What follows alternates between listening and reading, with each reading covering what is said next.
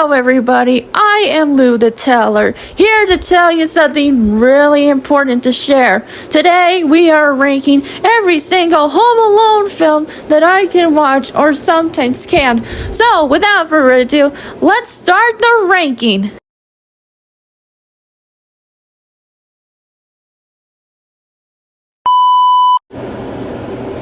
Are you serious? Am I supposed to talk about this movie right now? Yeah, you never expected Home Alone Taking Back the House being my least favorite Home Alone film.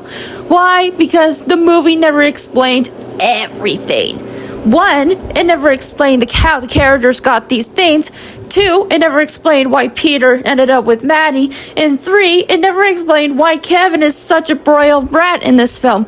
At least in this film, Kevin doesn't have all the other four elder siblings, but they were separated into two, and I fucking hated it. It feels like Full House if Full House is a movie. And Kate and Peter, for whatever reason, just got a divorce. We want an actual reason why Peter and Kate are having a divorce, and then they got back together in the movie somehow. When did it happen? When? Give me an explanation! The movie never explained everything! Why? Why? Why did I even exist? So anyways, what the fuck? Henry is in this movie with a new girl? I thought the McAllisters have a divorce. Why? I'm really sorry about the screaming and the shouting. So I do criticize myself about hating the TV movie based on the Home Alone franchise, because the worst of all of these things happening in the film was the twist villain, and I didn't even like her. I thought Prescott was the twist villain, so I thought any decade for Disney to know about the twist villain genre and get this over with. So I think this film does suck, but how many times does the movie know It's a Wonderful Life? Does Disney knew they got the rights to any people, or Universal? But why? Why does this movie exist? It should have been a movie. It should have followed the same elements as the original film. And plus, I didn't even laugh or even chuckled in the film. So I would give this movie a negative 2 out of 10.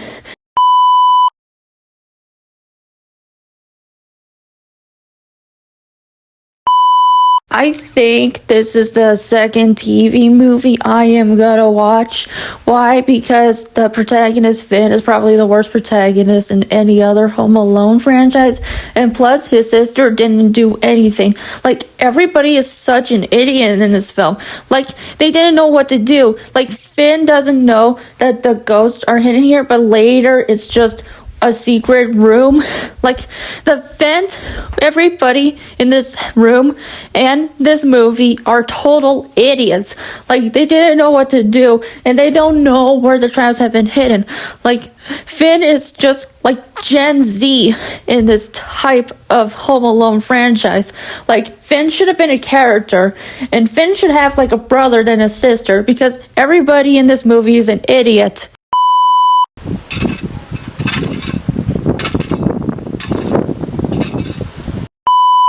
To Gen Z all the way to Gen Alpha, you probably know what this movie actually meant. Well, I do like British people, so I think this is the best British accent, and it's real. The British accent thing was real, coming out of an actual character, all thanks to Max being the mid character and the protagonist of the entire Home Alone franchise.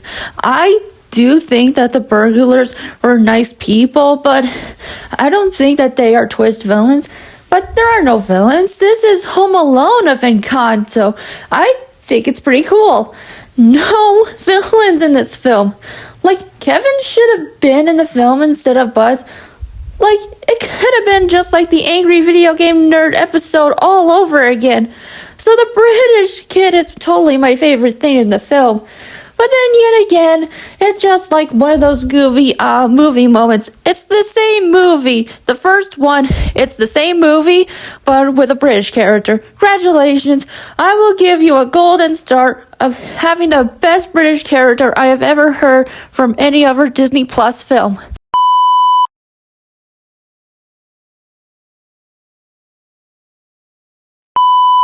Now, hear me out. This movie is an underrated Home Alone film. I'm not mad at it. I'm a little mad at it. Why? Because our protagonist Alice is just stupid. I know he's still a stupid kid who had chicken pox and had to be left home alone because this title has nothing to do with Home Alone because he's just a sick child and seeing burglars. But the actual point to these guys that they just want a tractor all because that old lady just took their item that has the chip. That old lady's trying to get bread to Alex. So I feel like Home Alone was an underrated film made in the Home Alone franchise, and nobody never talks about this film. All they ever cared about how much they hate Home Alone films, such as I do. But yet again, I want more people talking about Home Alone 3 than the first two films. Please, Nostalgia Critic, please do Home Alone 3, please.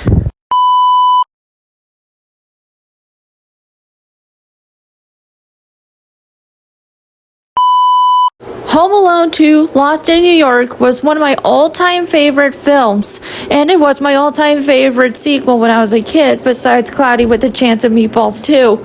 So, I would get started talking about Cloudy with a Chance of Meatballs 2 some other time, but for now, let me just talk about Home Alone films.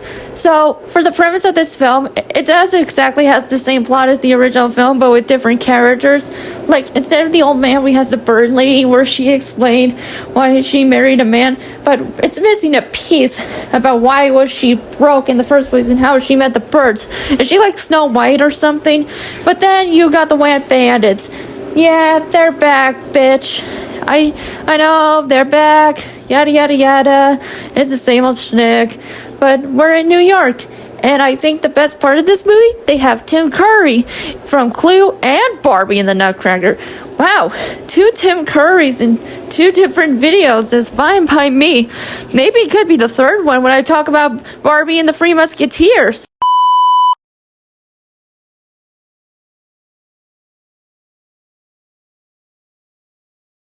Thank God you finally made it to the end of the video, and you might realize you just saw the entire movie and figured out why you need everything when you can have the first and original film. It's a classic. You have original cast of characters, the old man talking about his life and how he had a bad relationship with his son and why he ended up with having a daughter and why he can never had to talk with his son again. Like Kevin having struggles with his issues about the old man before they became best friends. Look, the Wet Bandits are just goofy like they used to. Everything that you see here, like pop culture, like they put classic music songs, they put classic Christmas songs in the film, and they even credited the Grinch to be put in the movie's end credits. It's such a chef's kiss when it comes to movies. Now, in these types of films, Kevin is such a kid who wants to be the man in the house because he wishes that his family would disappear because they're acting to total dicks to him. And so Kevin wishes to be home alone, and his wish came true. But actually, in reality, Kevin's family actually went to France. I can't believe you just ruined my entire childhood. All thanks to this little kid who wants to be home alone, but he took the wish too far because he wanted to apologize that he wants his family back.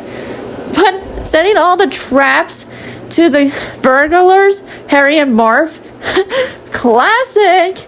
So good. Every little detail happening in the film, all the writing, the creativity, making Kevin an actual kid. It's all there. All thanks to 20th Century Fox and Christopher Columbus. This movie would never be forgotten in the 90s.